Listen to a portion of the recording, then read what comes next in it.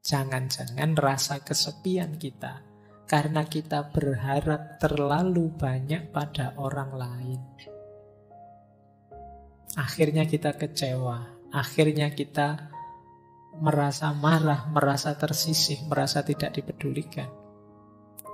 Kalau memang ini masalahnya, saatnya kita berhenti terlalu berharap pada orang lain. Ayo bahagia dengan diri kita. Kenapa?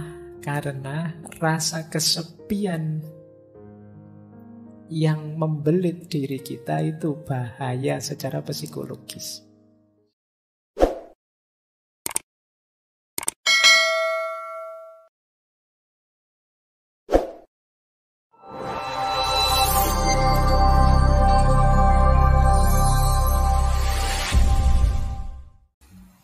Assalamualaikum warahmatullahi wabarakatuh. Bismillahirrahmanirrahim. Alhamdulillahi rabbil alamin.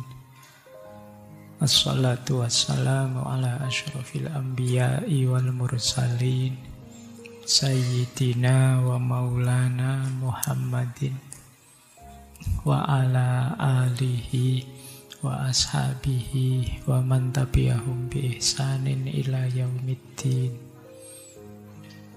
Amma ba'd. Bismillah. Mari kita lanjutkan lagi ngaji kita. Baik, sekarang kita masuk ke tadi kesendirian, sekarang kesepian. Kalau ini yang menyakitkan, yang lonely. Tadi kan ada kesepian, kesendirian. Ini yang bagian kesepian. Ada banyak sekali jenis kesepian. Ada namanya kesepian emosional. Kesepian emosional itu tidak ada hubungannya dengan ada banyak orang atau tidak. Tapi jiwamu memang jiwa sepi. Meskipun malam hari ini mungkin puluhan teman di sekelilingmu, kamu merasa sendirian. Berarti apa? Emosimu yang kena. Kena mental ini sudah. Jadi temannya banyak loh, kok masih merasa kesepian? Ramenya bisik di sekeliling, kamu merasa asing sendirian. Ini kesepian level emosional. Ada orang yang seperti ini. Jadi kesepian itu ternyata tidak selalu harus sendirian. Banyak teman pun orang bisa kesepian. Jadi rumusnya ternyata bisa bolak-balik ya. Sendirian tidak mesti kesepian, kesepian tidak pasti sendirian. Mungkin kamu dekat dengan orang yang kamu benci, rasanya tidak nyambung sama sekali dan kamu merasa sendirian. Tidak ada yang mendukung. Atau banyak orang sih tapi saya tidak ada yang kenal loh Pak, ya kamu rasanya kesepian. Mungkin kamu naik kereta atau naik bis itu, padahal bisnya penuh.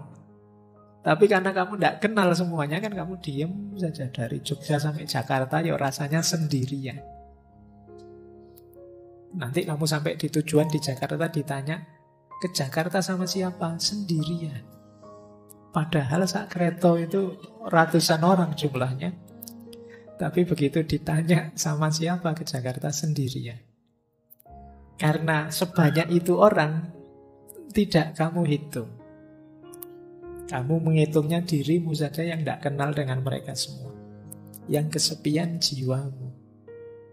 Jiwa kalau sudah kesepian ya sebanyak apapun keramaian, sejumlah apapun orang di sekelilingmu ya kamu tetap merasa sepi. Ada kalanya sepi itu karena mungkin kamu kenal, kamu ngerti, tapi mereka tidak paham dirimu. Nah, itu kamu juga biasanya merasa kesepian. Yang kedua, ada kesepian sosial. Ini terjemahan saja. Kesepian sosial itu, kalau ini kuantitas. Semakin kecil jumlah teman, ya semakin rasanya sepi. Semakin kurang jaringan sosial, ya rasanya semakin sepi. Jadi ini kalau emosional tadi hubungannya dengan rasa yang ada di dalam, kalau yang sosial ini hubungannya dengan jumlah yang ada di luar. Wah, kok ngajinya malam hari ini sepi ya? Yang datang cuma 2 orang saja. Ini kesepian level sosial. Jadi ada sosial, ada emosional. Ada eksistensial. Kesepian eksistensial itu ketika orang merasa bahwa aku sama sekali berbeda, sama sekali tidak sama dengan yang lain. Ini kesepian eksistensial. Di tengah-tengah orang misalnya, apalah kalian misalnya punya geng motor, semuanya pakai motor. Aku kok ngontel dewean yo, itu terus kamu merasa tidak sama dengan yang lain. Itu kesepian eksistensial. Misalnya sak kelas temenmu lagi party apa nyanyi-nyanyi, semuanya sukanya lagu barat, lagu Korea. Aku kok campur sari dewean ya senengnya. Ini temanku kok tidak ada yang seneng didik kempot, tidak ada yang seneng campur sari. Asing sekali. Kamu merasa sendirian, beda dewe dengan teman-temanmu. Itu kesepian eksistensial. Jadi misalnya kamu kok kebetulan kuliah sak kelas isine ganas kabeh, preman-preman kabeh, kamu sendiri yang ke kampus pakai kopiah, pakai itu. Oh, itu kamu di kelas mesti kesepian. Tidak sama dengan yang lain sendiri. Nah, ini namanya kesepian eksistensial. Mungkin kalian masuk ke satu daerah, yang di satu daerah ini alirannya apa semua sama, kebetulan kamu tidak sama, alirannya beda dewe. Kamu akan kesepian di situ. Itu namanya kesepian eksistensial. Misalnya kalian yang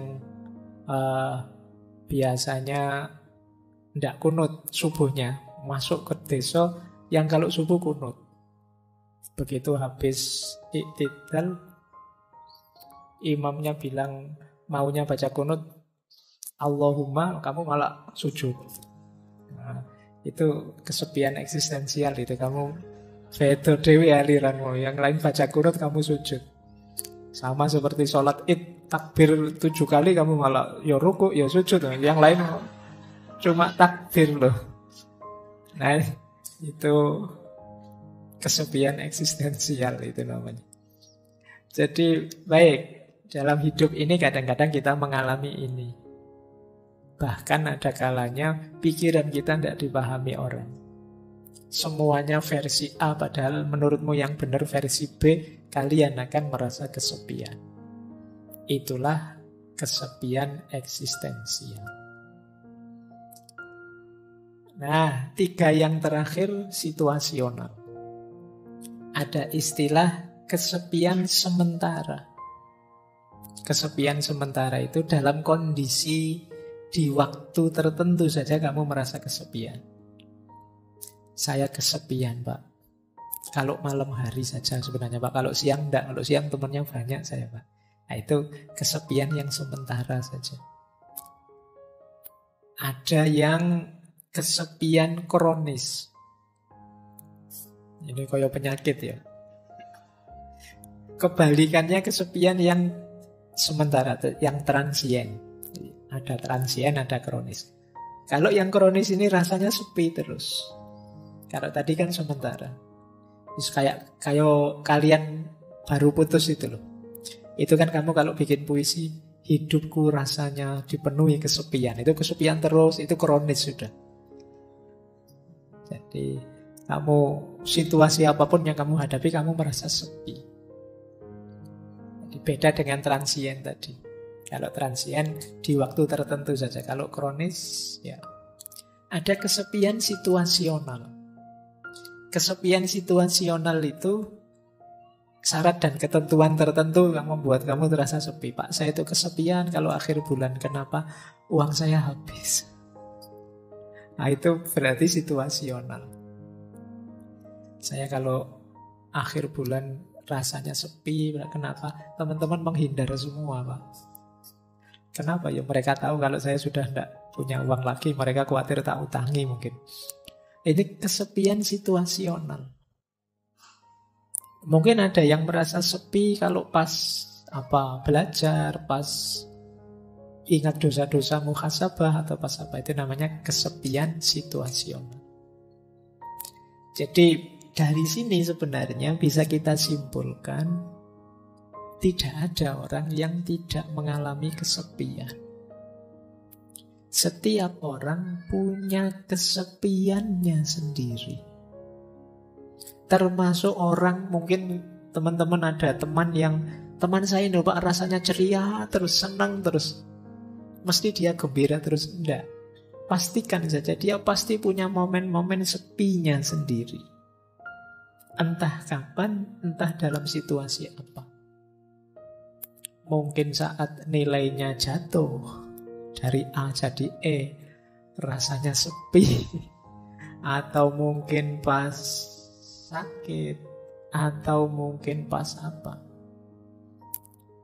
Meskipun kesendirian itu kasunyatan, tapi ternyata kesepian juga kasunyatan. Karena apa? Karena tidak ada orang yang tidak punya titik sepi dalam hidupnya.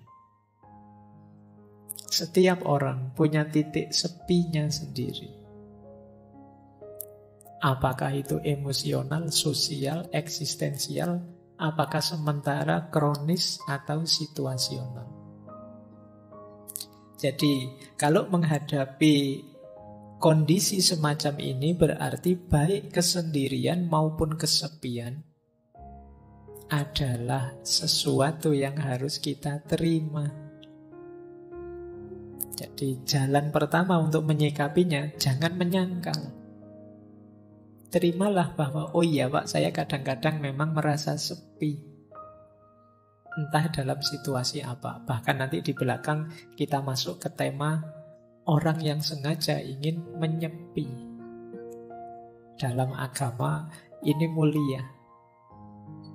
Jadi yang jelas, kesendirian dan kesepian itu dua hal yang sama-sama eksistensial kita alami dalam hidup kita. Nah, ada yang punya perspektif seperti ini. Punya perspektif bahwa kesepian itu lahir sebenarnya karena ada keinginan untuk dipahami yang tidak terpenuhi. Kenapa kok setiap orang punya titik sepinya sendiri? Karena dalam hidup pasti ada hal di mana kita ingin dipahami dan orang lain tidak bisa memahami kita. Dan kita jengkel, dan kita kecewa, dan kita marah, dan kita merasa diabaikan dan lain sebagainya. Di titik itu kita merasa kesepian. Mau saya gini loh, kok teman-teman itu tidak paham-paham sih. Itu kan kita jengkel. Keinginanku itu seperti ini loh, kok teman-teman tidak peduli sih. Itu kan terus kita jengkel. Di situ kita merasa kesepian. Makanya katanya Carl Jung yang dulu pernah kita bahas, kesepian tidak datang karena tidak adanya orang di sekelilingmu, namun karena engkau tidak mampu mengungkapkan segala yang menurutmu penting. Ada hal penting ingin kita ungkapkan, tapi orang lain tidak paham-paham. Orang lain tidak mau tahu, tidak mau mengerti. Akhirnya kita merasa sendirian. Dilanjutkan itu oleh Jodi Picoult, ini novelis Amerika. Kata dia, biar ku beritahu engkau, kalau engkau ketemu seorang penyendiri, itu bukanlah karena mereka menyukai kesendirian, namun karena mereka sebelumnya telah berusaha keras untuk membaur ke dalam dunia, dan orang-orang selalu mengecewakannya. Jadi kita merasa sepi, merasa sendiri ketika orang tidak mau tahu kita, ketika orang mengabaikan kita, ketika orang tidak peduli pada kita. Kita teriak-teriak, mbok jangan maki-maki di medsos, mbok jangan gegeran di medsos, ayo kita rukun.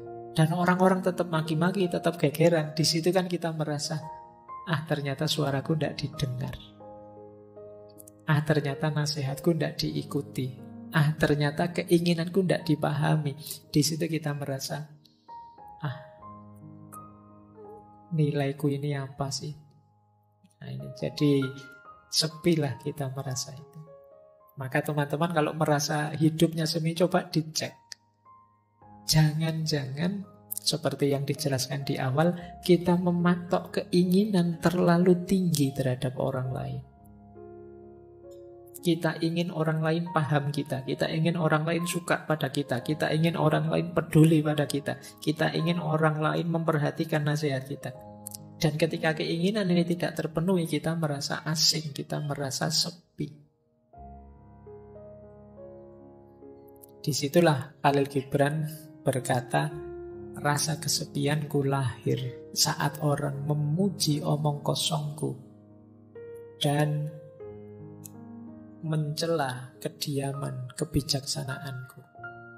Dia merasa sepi karena kalau saya ngomong kosong yang aneh-aneh yang tidak penting, kok malah dipuji oleh orang.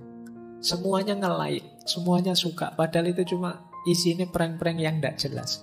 Tapi pas saya serius ngomong yang mantep-mantep atau saya diam dalam rangka bijaksana, orang malah mencelaku. Sekarang kan banyak orang yang mencela kediaman. Mencela kediaman itu maunya semua orang disuruh bersuara. Ya contoh paling mudah, di grup-grup WA itu saya kemarin di semua grup kan isinya innalillahi selamat itu. Isinya kan banyak itu. Seolah-olah yang tidak mengucapkan dan tidak nulis di WA dianggap sesuatu yang tercela. Padahal mungkin yang tidak ngirim WA itu yang serius berdoa, ngirim Fatihah, mendoakan. Sementara yang ngirim innalillahi ya copy paste atasnya saja. Ya, tapi lebih dihargai yang copy paste karena tampil.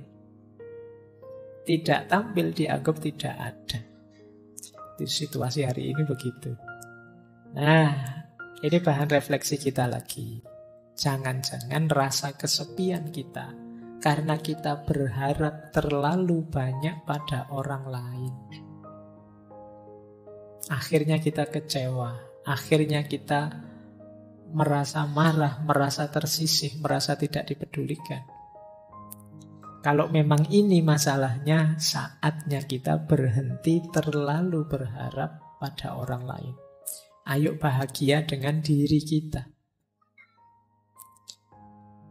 Kenapa? Karena rasa kesepian yang membelit diri kita itu bahaya secara psikologis. Ini saya ambilkan dari satu penelitian yang menjelaskan rutenya orang kesepian. Orang kesepian itu kan mesti akarnya karena kecewa, tidak bisa ngeblend, tidak bisa berbaur dengan dunia di sekelilingnya. Biasanya orang ini terus menyalahkan dirinya sendiri. Kenapa aku kok introvert ya? Kenapa aku kok tidak bisa ramah ya? Kenapa aku kok tidak bisa? Jadi biasanya terus disalahkan dirinya sendiri. Orang tidak menghargai dia, disalahkan dirinya. Orang tidak peduli padanya, tadi disalahkan dirinya. Dia menyalahkan dirinya terus. Sehingga akhirnya meruntuhkan self-esteem-nya, kebanggaannya pada dirinya. Kalau orang sudah runtuh kebanggaan pada dirinya, dia akan mengalami stres berat. Saya tidak berani bilang depresi ya, nanti depresi tambah nemen.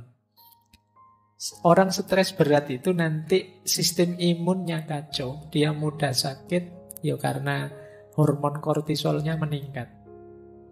Tidak enaknya di penelitian itu disebut resiko kematiannya tinggi.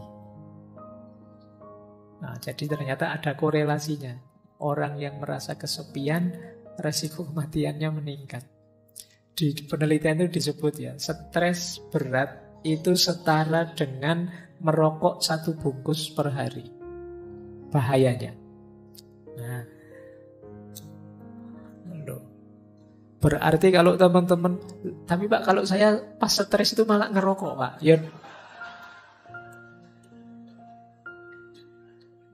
Ya, ya wis bener, daripada bahayanya seperti ngerokok satu bungkus, ya ngerokok saja sekalian satu bungkus. Ya memang bahayanya itu. Atau dan lebih beresiko daripada obesitas. Dan lebih mempengaruhi kesehatan daripada orang yang tidak mau olahraga. Jadi ternyata ya efeknya bisa ke kesehatan. Meskipun tadi hanya kesepian. Sepi, menyalahkan diri sendiri, stres, dan mati. Resiko kematiannya tinggi. Oke, baik. Ya semoga teman-teman yang sedang sendirian tidak kesepian. Kalau kesepian, jangan selalu menyalahkan diri sendiri. Kesepian tidak apa-apa, asal gembira. Senang, menikmati. Alhamdulillah ya Allah, aku sendirian, tidak ada yang ganggu. Alhamdulillah sepi sekarang. Tidak repot lagi, tidak apa-apa. Maknai saja secara positif, biar tidak stres. Oke, kita lanjutkan. Nah, yuk. Tadi kan yang ruwet-ruwet. Kesendirian, kesepian. Kita lanjutkan ya perjalanan kita ke ranah positifnya kesendirian. From loneliness to solitude. Bagaimana mengubah kesendirian yang tadi kesepian menjadi kesendirian yang bermanfaat, berguna untuk diri kita. Tapi sebelum itu, mari kita lakukan 5 hal ini. Biar kesendirian kita positif. Yang pertama, ayo kita terima dan kita renungi. Jadi acceptance and reflection. Aku kok merasa sendiri, aku ini kok kesendirian, akarnya apa, sebabnya apa? Yang menyebabkan situasi ini apa? Mentalku kah, lingkungan kah, atau apakah? Jadi ada refleksinya. Kalau sudah terus self-development. Self-development itu meningkatkan diri. Oh, selama ini mungkin aku terlalu mengikuti kata hatiku. Tak latihan sebentar untuk bisa melampaui rasa suka dan tidak suka. Ini self-development namanya. Mendidik diri. Nanti ada penjelasannya di belakang. Yang ketiga, action. Apapun yang terjadi, meskipun sedang kesepian, jangan berhenti berkarya, jangan berhenti bertindak, berperilaku, melakukan apa yang kita inginkan. Jadi acceptance, reflection, self-development, action, dan social support. Tetap berinteraksilah dengan orang lain untuk dapat dukungan. Setidaknya ya dukungan semangat, dukungan supporter yang menegaskan bahwa masih ada kok orang yang peduli dengan kita. Kita masih ada kok teman meskipun tidak terlalu memahami kita misalnya. Itu social support. Dan yang kelima bisa lewat jalur spiritualitas. Jangan lupa, sesepi apapun hidup kita, masih ada Allah. Nah ini nanti puncaknya nanti ke sini ya. Terakhir saya ingin ngomong ini. Tapi itu tadi, hidupkan dulu, nyalakan dulu 4 yang pertama. Terimalah, kalau mampu renungilah. Kemudian perbaiki diri kalau memang harus ada yang diperbaiki. Jalankan, tetap beraktivitas, berkarya. Biar tidak runtuh kebanggaanmu pada dirimu. Setelah itu yakinlah bahwa akan selalu ada orang yang siap mendukungmu. Tegaskan social support di sekeliling kita. Pendukung orang-orang yang mencintai kita, menyayangi kita, yang anytime siap membantu kita semampu mereka. Dan yang terakhir, yakinlah bahwa kita tidak pernah ditinggal oleh Yang Maha Kuasa, oleh Allah. Kita saja yang sering lupa atau menjauh darinya. Ini akan jadi solusi agar loneliness berubah jadi solitude. Mungkin kita masih sendirian, tapi sekarang kesendirian itu produktif. Kesendirian itu manfaatnya besar. baik lewat jalur peningkatan kualitas diri maupun lewat jalur spiritualitas. Diri kita meningkat, kedekatan kita dengan Tuhan bisa juga meningkat lewat jalan kesendirian, lewat jalan loneliness. Disitulah nanti loneliness menjelma jadi solitude. Jadi kesendirian yang positif, kesendirian yang bermanfaat. Oke, baik. Kita mulai babak kedua. Tadi babak pertama kita membahas tentang kesendirian dan kesepian dan ikhwal, tentang sisi negatifnya kesendirian. Sekarang kita mulai masuk ke sisi positifnya. Yang pertama, ada banyak norma moral maupun norma agama yang mengarahkan kita untuk sendiri dan menganggap kesendirian itu adalah keutamaan. Nanti yang agama saya bicarakan di belakang. Saya ambil contoh misalnya Mahatma Gandhi. Orang itu bisa membuktikan dirinya khususnya dalam kesendirian. Kata Gandhi, adalah mudah untuk tegak dalam kerumunan, namun memerlukan keberanian untuk tegak sendirian. Orang itu kalau temannya banyak, terus petentang-petenteng, itu gampang, koncone oke. Ya kalau sendirian, baru dia disebut pemberani. Ayo kamu sendirian petentang-petenteng kalau berani misalnya. Itu sederhananya begitu maunya Gandhi. Orang itu bisa tegak sendirian baru dia hebat. Kalau sekedar tegak bareng temannya, ya belum. Kalau pas nongkrong bareng temannya banyak, terus ada yang lewat sweet-sweet berani. Tapi ketemu satu-satu gitu biasanya kamu grogi. Jadi orang itu terbukti kehebatannya ketika dia sendirian. Kalau kamu bareng orang banyak, lewat kuburan, santai saja. Mungkin kamu sampai, ayo kalau ada hantu keluarlah. Tapi begitu sendirian, wah, ono angin sidik, wah, melayu mesti banter. Terbukti keberanianmu saat sendirian. Kebaikan juga begitu. Kalau kamu sendirian masih juga baik, berarti kamu memang orang baik. Tapi kalau kamu baiknya hanya pas ada orang banyak, ya kamu sebenarnya hanya pencitraan. Jadi mudah untuk mengklaim bahwa kamu hebat ketika dalam kerumunan. Untuk membuktikan kamu hebat beneran ya saat sendirian.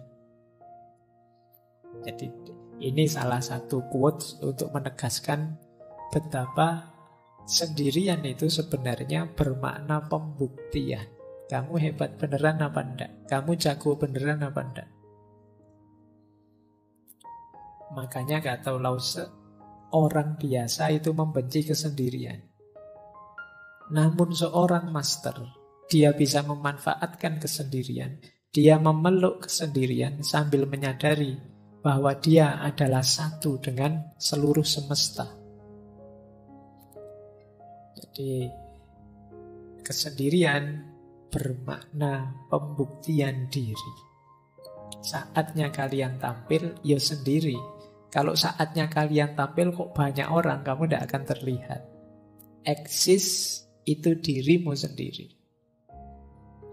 Semakin banyak orang yang menopangmu, ya kamu dianggap belum terlalu eksis. Untuk menegaskan bahwa kamu eksis, ya ketika kamu sendiri pun ternyata bisa tegak. Jadi jalan keutamaan lewat aspek sendirian ini membuktikan bahwa kita ini memang benar-benar mampu, benar-benar bisa. Jadi secara positif, kesendirian bisa bermakna pembuktian. Lanjut. Secara positif juga, kesendirian bisa bermakna kebebasan. Tadi sudah sekilas dijelaskan di Sartre bahwa hadirnya orang lain itu seringkali membelenggu kita. Di sini ditambahi oleh Arthur Schopenhauer yang sering kita kutip, filosof eksistensialis. Kata Arthur, seseorang bisa menjadi dirinya sendiri hanya selama dia sendirian. Dan jika dia tidak menyukai kesendirian, dia tidak akan menyukai kebebasan. Karena hanya ketika dia sendirian, dia benar-benar bebas. Ini bebas ini maknanya dua. Bebas dalam arti kita bisa melakukan apapun tanpa terhalangi, atau bebas dalam arti kita bisa melakukan apapun tanpa bantuan orang lain. Jadi ini pembuktiannya lewat apa? Lewat kesendirian. Mampu apa tidak sendirian. Dan diilustrasikan dengan unik oleh Leonardo da Vinci. Kata Leonardo da Vinci, jika engkau sendirian, engkau sepenuhnya memiliki dirimu sendiri. Jika engkau ditemani oleh satu pendamping, engkau hanya memiliki sebagian dari dirimu sendiri, bahkan kurang, sebanding dengan kesembronoan perilakunya. Dan jika engkau memiliki lebih dari satu pendamping, engkau akan jatuh lebih dalam ke dalam penderitaan yang sama. Kalau kita sendiri, kita memiliki diri kita utuh. Tapi kalau ada teman satu saja, ya kita memiliki diri kita setengah. Yang setengah miliknya teman tadi.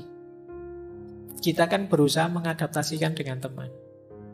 Misalnya teman kita, saya itu tidak senang lihat orang pakai baju merah. Ya, padahal kita ingin pakai baju merah karena bareng teman ini. Akhirnya kita nego tidak pakai baju merah. Kita tinggal setengah. Ada teman kok nginep di kos, tiba-tiba bilangnya, saya kalau lampu nyala tidak bisa tidur. Sementara kita kalau tidur lampunya nyala. Kita tinggal setengah diri kita. Itu kalau temannya satu. Kalau temannya 3, diri kita tinggal 1/4. Nego dengan 4 teman ini mungkin maunya beda-beda. Saya tidak bisa tidur kalau tidak lampu disco. Saya tidak bisa tidur kalau tidak lampu, misalnya. Apa tidak puyeng kamu? Akhirnya semalam tidak tidur itu mikir lampu. Jadi semakin banyak orang ya semakin banyak negosiasi-negosiasi. Kalian harus menemukan intersubjektivitas, kesepakatan bersama. Semuanya bilang saya tidak bisa tidur kalau begini, saya tidak bisa tidur kalau begitu. Ya sudahlah, kita semua malam ini tidak usah tidur. Kita ngobrol saja. Ini negosiasi. Dalam hidup bersama memang begitu. Makanya semakin kita sendirian, semakin kita bebas. Ya meskipun tidak harus dengan kalimat orang lain adalah neraka, seperti yang disampaikan oleh Sartre. Jadi makna positif kedua, kalau tadi kan kesendirian itu pembuktian diri, kalau ini kesendirian itu kebebasan. Semakin kita sendiri, semakin kita bisa bebas. Baik. Hujan kah? Bukan.